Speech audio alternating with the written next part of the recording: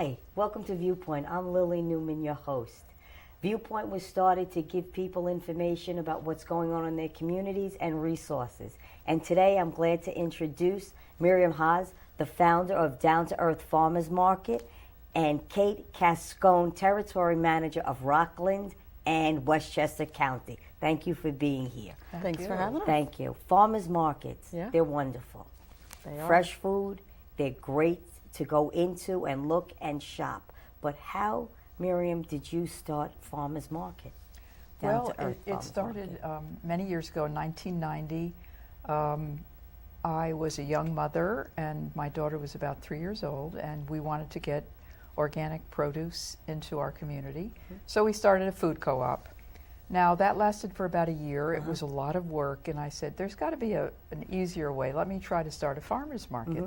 So I went to the village hall, and there had been a market in Ossining where I live, and they said, well, I'd like you to look at various things. Let's look at insurance and food safety, and come back, and after you've done your research, we'll think about it.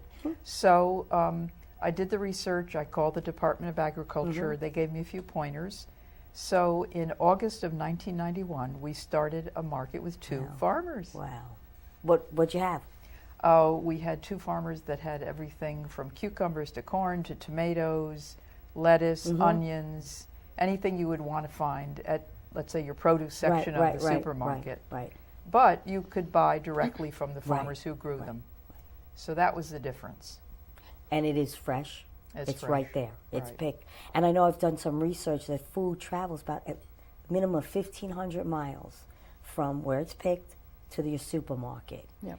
That's a long way to travel. It is. You know, to get food, and the nutrients are probably gone by then. Right. I mean, the main food is coming from California, and the citric from Florida, or avocados and things like that. But In Mexico and South America. That's right. We import a lot of food. Right. Yeah. Right.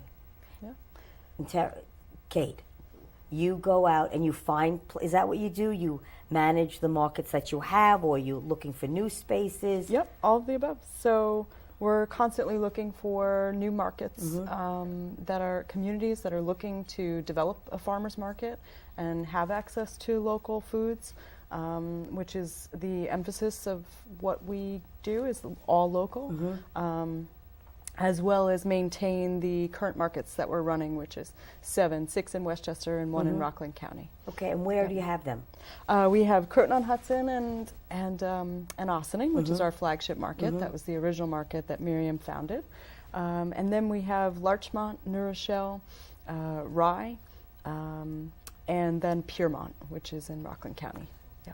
So how has it grown over the last 26 years? You're celebrating 26. Well, we started with this one market, and then the next community that we developed was Brewster. So that market has been going for many years.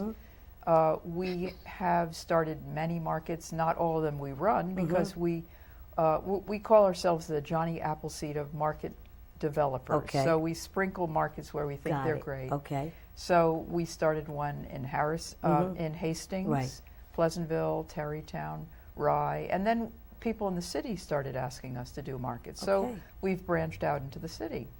We have 3 in Queens, 3 in Manhattan, and 3 in Brooklyn. Wow, that's great. So, now, there's other farmers markets. So do people come to you and say, I'm interested in doing a farmers market in my community, and could you give them information and help them get started, but it's not necessarily yours?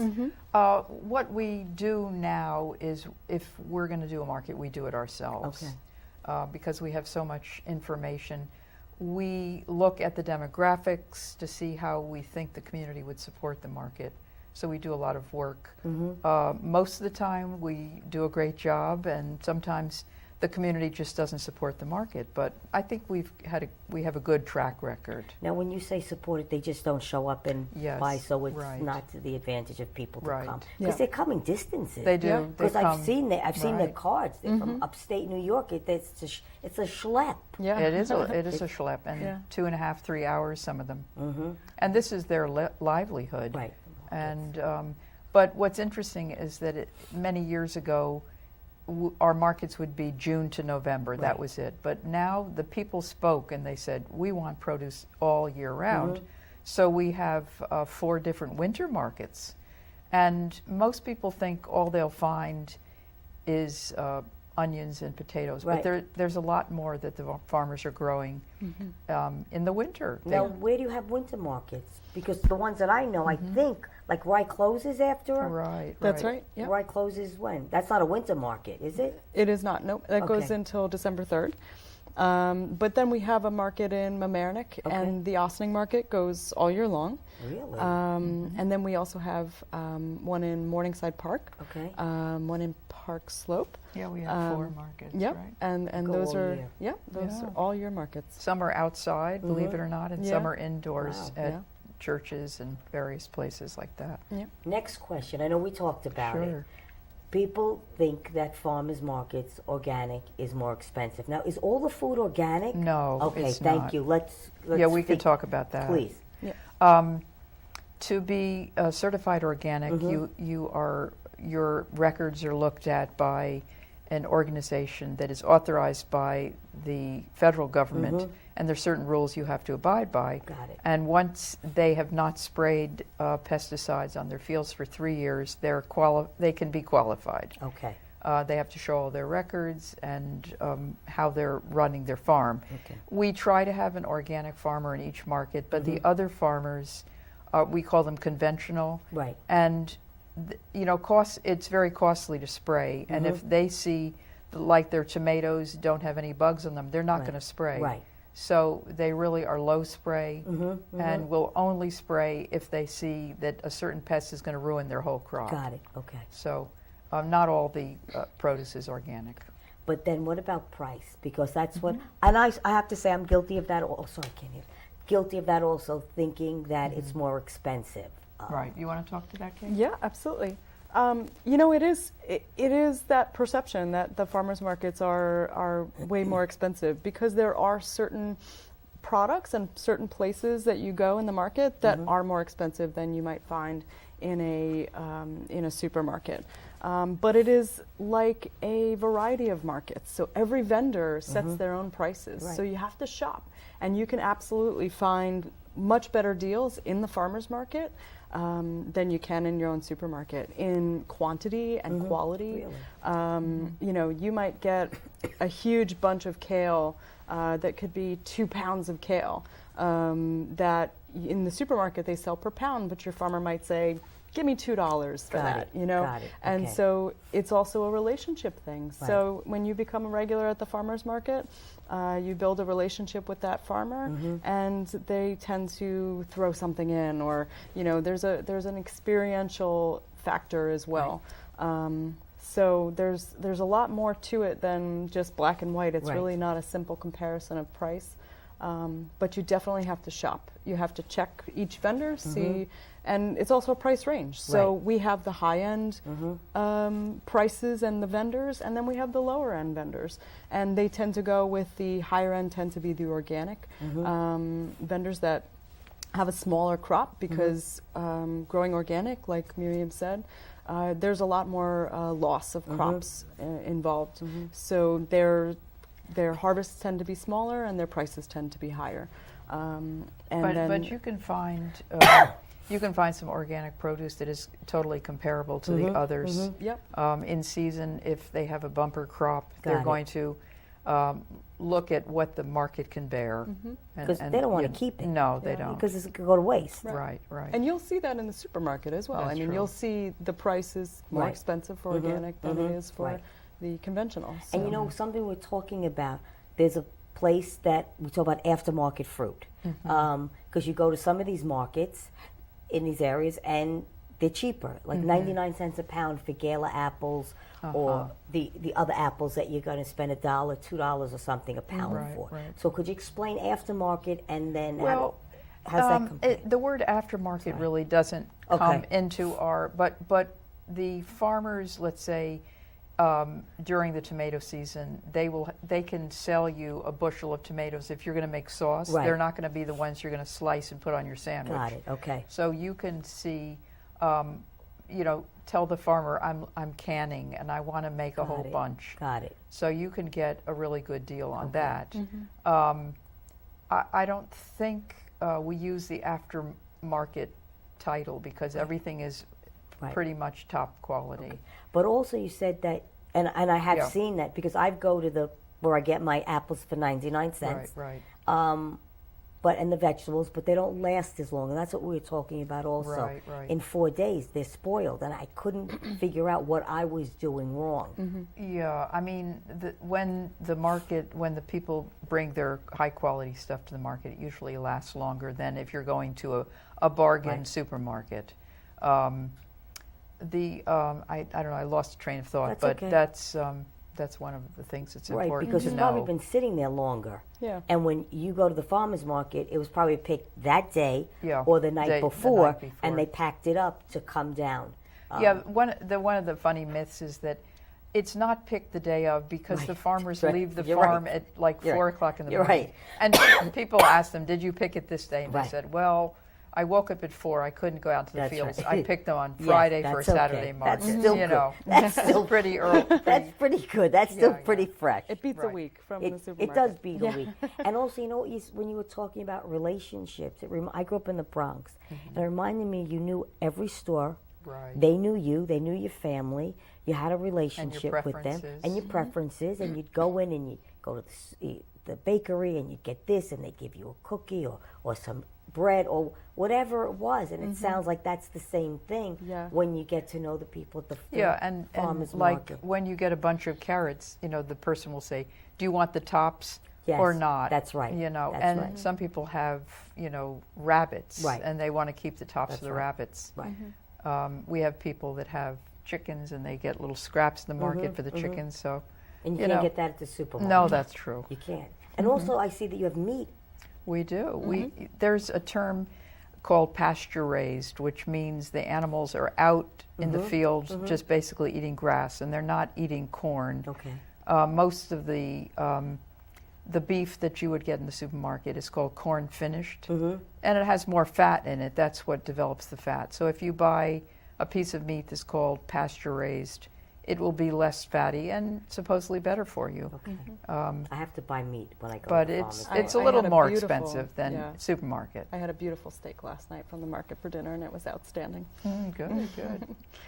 And there's some of the markets have fish from fishermen who fish off of Long Island. Okay. I don't think I've been to one that has fish. And then we have chicken, we have eggs, cheese if you're lucky. It's hard to find certain products, but and you might find some jams or chutneys. And one of our requirements is that whatever's in the jar should come from a farmer who's made that tomato or apple butter, whatever. It's coming from a farmer. Yep, everything has to be locally sourced, ingredients-wise, or a portion, for instance, bakers and things like that, must be locally sourced. Now I've got a question, and we talked about it. I didn't want to surprise you with anything. In some communities, people have the EBT cards from food stamps, I guess. Do you accept those? We do, and all of our New York City markets, we accept EBT at the farmers markets. And we also there's also WIC checks. Yep. Do you want to know about those? Yeah. Or should we talk? Please do. Yep. Please. All of our farmers, we require that they accept WIC checks and EBT. And we also distribute health bucks as well. So for every $2, this is all of New York City that we run the EBT program. And for every $5 of tokens that you buy from the market manager tent, you go up and you use your card, and you buy tokens that you would use at the market. Oh, that's how it works. Okay, because you don't have the machines that like to slide it. Exactly. Okay. Well, we do, but only the market manager has it. that. Okay. Yep. So she'll distribute. He or she will distribute the tokens, and then you can spend them at the market. And for every $5 that you spend, I think it's Grow NYC that runs that program, and they have health bucks. It's the state. Oh, the state. It's the health department. Yep. So they give you a $2 coupon for fresh fruits and vegetables for every $5 of EBT that you use. So that they can take that $2 certificate coupon and it's used by you if they want. They can use it in the market. At any farmer's market in all of New York City. Wow. You got to bring that up here to Westchester. Yeah, the health department is just working in the city. Yeah. But there is something called WIC coupons, which are only used at farmers markets. So all of our produce vendors accept those. Even up here? Yes. Yep. Wow. In all of our markets. Yeah. Wow, because that you can get, there's certain things you can get with WIC. Cheese, milk, that's eggs. in the supermarket, Right. but at the farmers market. Oh, it's different. Yeah. Wow. There are two programs that go Please into tell the us. supermarket. Okay. There's WIC for the commodities like peanut butter and cheese. Okay. And then there's WIC that you can use for produce in the supermarket. And then there's WIC that you can only use at the farmers market. Okay. So there's 3 programs, but at the farmers market we only accept And the what one can they buy with that their just WIC? produce and fruit. That's great. Yeah. And is it an amount that they can buy? They get about $24 a year. It doesn't seem like a lot, but It's okay. it helps a little bit. Absolutely. And you don't have to spend it all at once. No, right? you You can can use just it, go. yes. Well, you know what? It gives people access to fresh food that they might not normally. Right, and right. even for all of us to be Yeah. able to come and shop Right, at the right. farmer's market. Well, I think you've just turned me into a farmer's market person. Oh, good. Because I have to say, you got the pickle guy there. Oh, right. yes. We always have pickles. Yep. Got the pickle guy, and everything is. And I mean, just going in there, it's just nice to walk around Yeah, and it's to buy smells. something here Yep. and buy something there to put and everything. Yep, and it's a great place for just community engagement. We also run a community table program, so we look to our overall mission is to support local economy as well as local businesses. So we're members of all the chambers of the markets that we're in. And we have free community tables, so we invite chamber members and local businesses to come have a free table at the market to help promote their business if they're new in town. And also nonprofit organizations can fundraise, and so we really try to bolster the community in which we are. And at that point, can I jump in and say Sure. thank you? Because Yeah. the Rye Act, does everyone see this? The Rye Act, where am I showing it? The Rye Act team, Rye Act Coalition, which I'm a part of, they got a table. Yep. You donated the table to them. They had their information out, and they said, Lil, would you like to do a Narcan training? Turned it around. Yeah. Thank you. Thank you. A Narcan training, which I did. And we got about 8 or 9 people that came.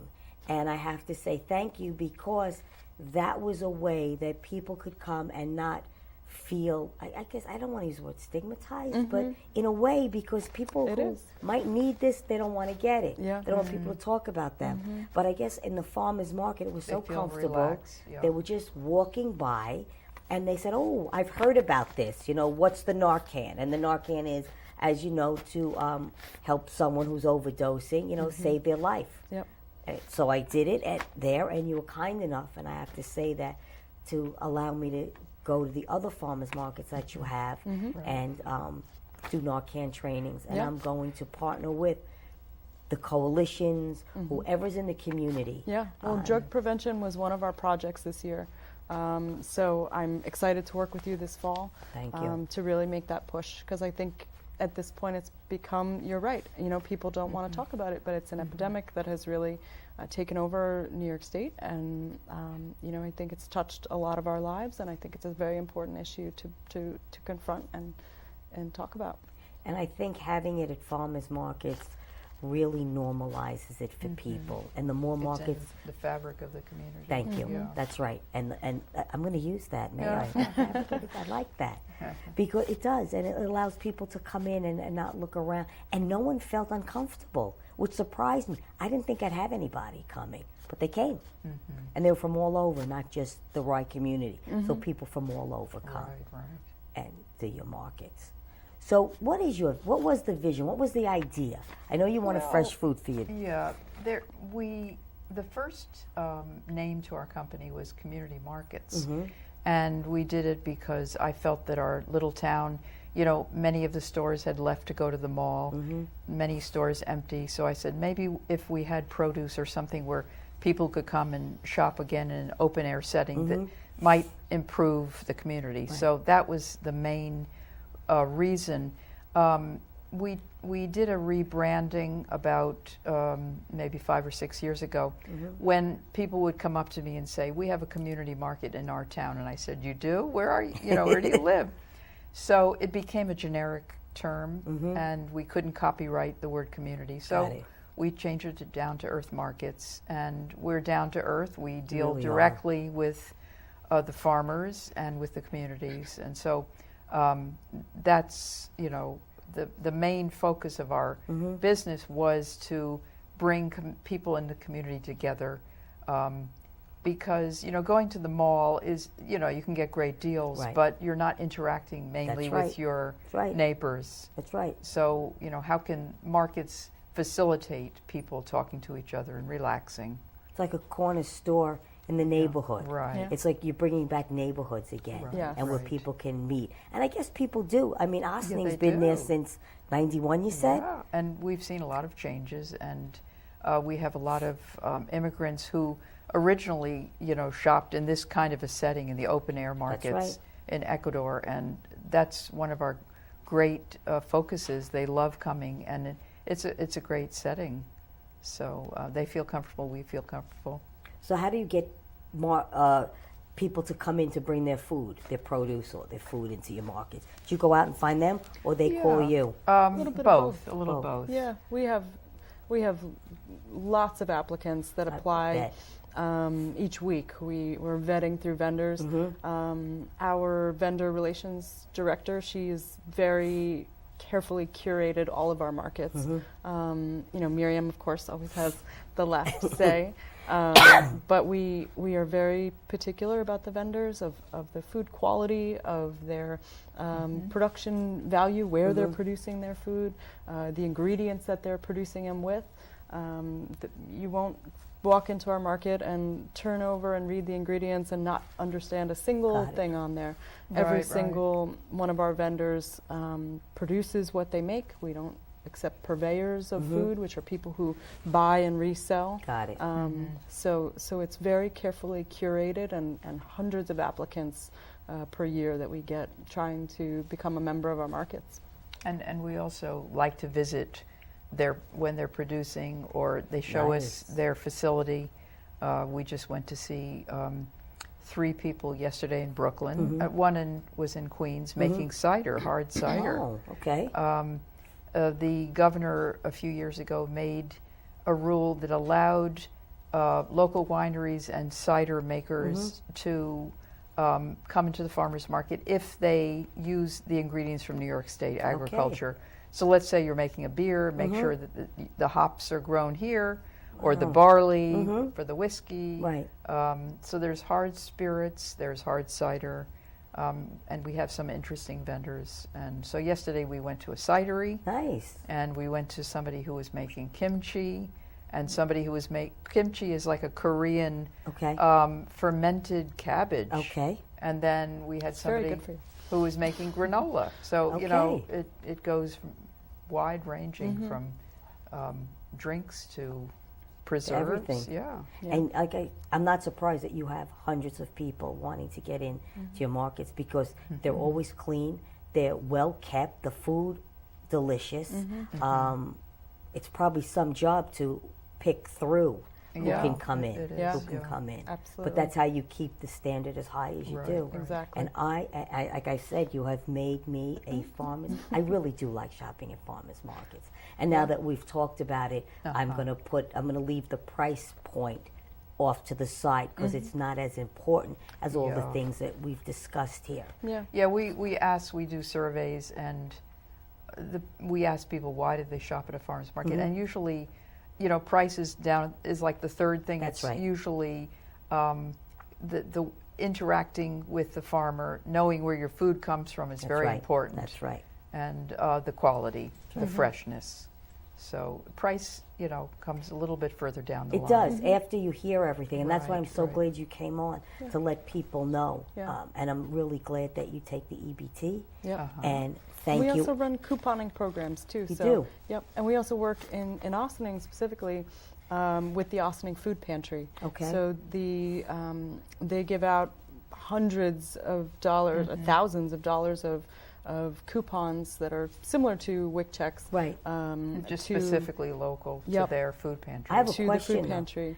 and we're running out of time, so Sure. we'll Yep. make it quick. Absolutely. How can a food pantry get fresh food from a farmer's market? Let's say from your farmer's market. Yep. Well, Help these me. coupons, when people go to get the free food in their little box Right. each week, they get a coupon, and then those people come with their coupon to the farmer's market. So how does a pantry person Yeah. get the coupons? They have to be part of the food pantry. Yeah, I mean, and they have state funding that pays them to. Okay. no, actually in isn't it? Ossining, it's completely Local. funded by local people. It's a nonprofit. Okay, because I know there's Yep. a place in Portchester Okay. that's a food pantry, and Okay. they give the food and they do lunch or breakfast twice a day, meals twice a day, and their numbers keep just going up at the number of People needing it. that they give food to. They give bags of food I in their see. pantry We also twice a week. donate. We have one minute. food pickups, so Okay. we mostly on our Sunday markets. At the Okay. end of the day, they come with trucks, and the farmers donate What they haven't sold. Yep, Yeah. they donate to, To the- these to the food food pantries. So how could a food pantry, let's say the one in Portchester, because Yeah, they they could said that come they to said Rye. we don't have Yeah. any, we're lost. Yeah. We have to turn people away. I see. We just don't have enough food being donated to us. So I said, well, what about the big food? The Bread of Life is the organization that picks up on Sundays at our Rye Market. Okay. And they pick up Is that at least from 12 Portchester? boxes. They're located. They do things all over southern Westchester. I'm Okay. not exactly sure where they're Well, located. you know what? We'll continue to check. talking, and Yeah. because Right. told you how fast it goes. Yeah. Time's up, and could you please come back? We would love Good. to. I would Thank love you very to much have for you having back. us. Really, thank you Thank very you. much. Thank you, Lily. So let's talk about. So we have to keep. How could